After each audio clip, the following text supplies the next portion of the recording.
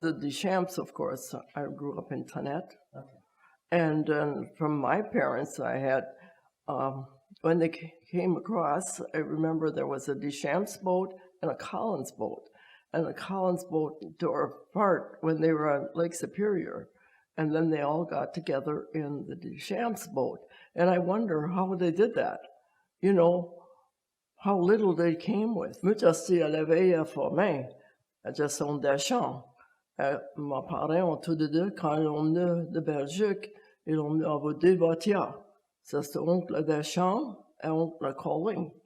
Et le voiture de Colin a tiré piche à Lake Superior. Ça fait qu'il fallait tout le monde aller de la voiture de Deschamps. Je ne sais ni comment est-ce qu'ils ont eu place pour tout ça. And I often wondered what they took with them. What did they eat all that while?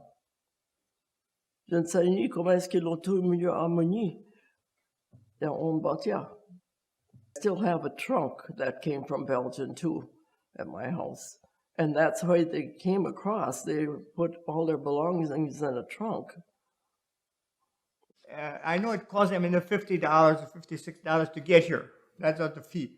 But then they had to keep some in case when they got here, that there wasn't nothing that they could do that they could try to get back home. So they had to keep that. That's why they didn't buy more land when they got here, even though it was so cheap. They had to keep a little bit of reserve, for them to return. They all asked me, why did they buy 3/4 of land instead of just 40 acres of it? Number one is because they did not know what was under the trees. They did not know what kind of a soil it was. And second thing, any man in good health, when he sees 40 acres of nice land and wooded land, to try to clear that in his life, that's more than he's going to do with a hack and saw, that he ain't going to benefit much from it.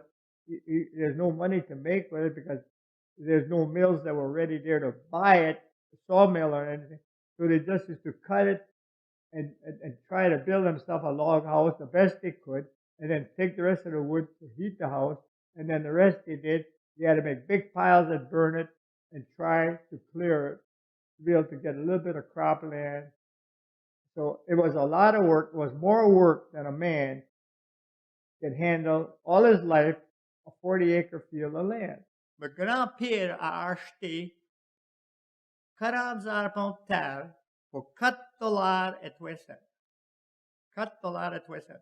Elle a acheté 40 arpents parce que quand on neuvait ça, il ne savait ni quand on homme en neuf, elle sait qu'elle est 34 ans, il a neuf au notch, elle a neuf toute chouelle de fermier et de maillis.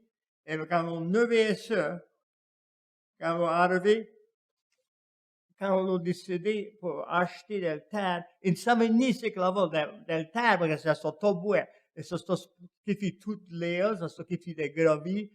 Mais quand on a, ça a costé 50 $, je pense, pour neuf. Et l'avocat fait rien que 2 coups sans des poches.